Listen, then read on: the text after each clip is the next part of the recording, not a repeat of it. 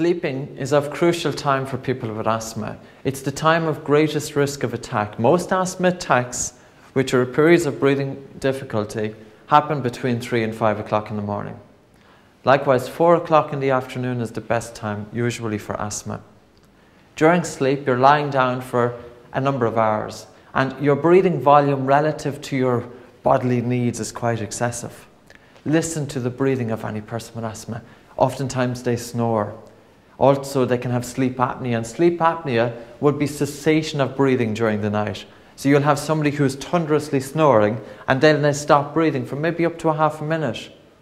Then they'll wake and they'll thunderously snore and stop breathing. This again is common with asthma. Other symptoms related to sleep would be attacks between 3 and 5, needing to go to the bathroom at about 6 o'clock in the morning, waking up quite fatigued and unable to get up out of bed. You've had 10 hours sleep of heavy breathing and you wake up as if you had no sleep. It's the quality of sleep that we're looking at here, and sleep is an important time to address. Number 1 is bedrooms should be cool. No central heating in the bedroom. If a bedroom is hot, you're going to breathe heavy. Likewise, your duvet. If it's too hot, you're going to breathe heavy. Third factor would be not to eat for a few hours before you go to bed. You shouldn't have any food for about 2 to 3 hours before bed. If you do, it will increase your breathing volume. Another factor would be if you're having symptoms, don't lie down whatsoever. Don't lie down. If you lie down and you're having symptoms, you're going to be woken with an attack. The best way to sleep if you're having symptoms is sleep up straight.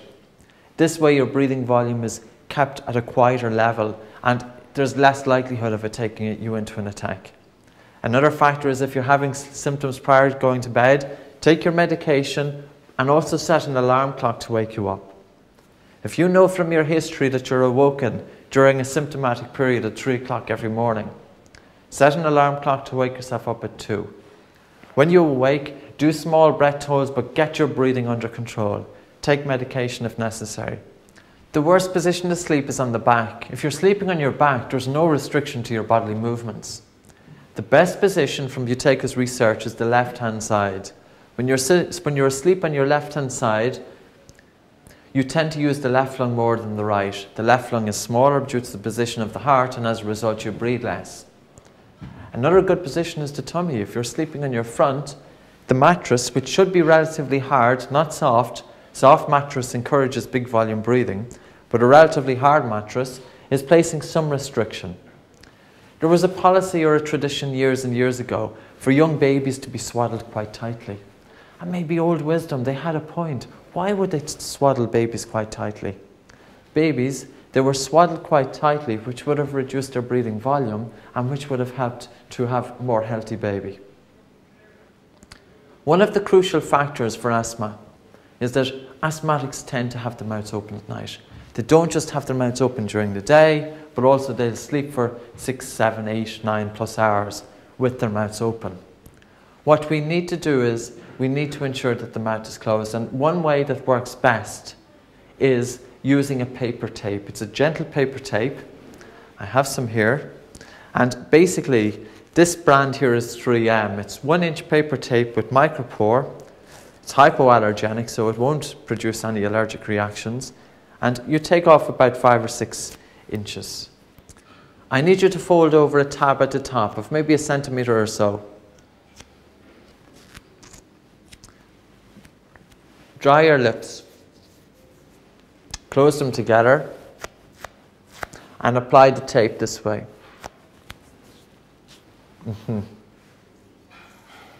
Tape is also quite useful if you do have your mouth open during the day and you're not aware of it. Apply some tape and go about your daily business around your house, etc., with the mouth closed. Because the more you can keep your mouth closed initially, the more it becomes a long-term habit. And that's all it's doing, it's breaking a habit. Why would you have the mouth open in the first place? Because your body feels that it needs to take in more air.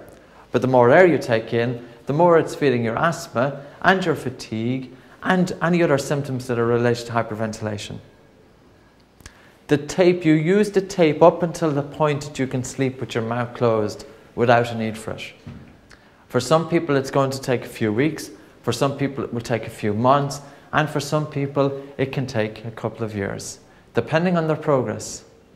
But ideally is make sure that your mouth is closed. It's absolutely key. If you have your mouth open for 7 or 8 hours each night, and you wake up with a dry mouth in the morning with plenty of asthma symptoms and chesty in the morning, you have a solution here, and it works very, very well.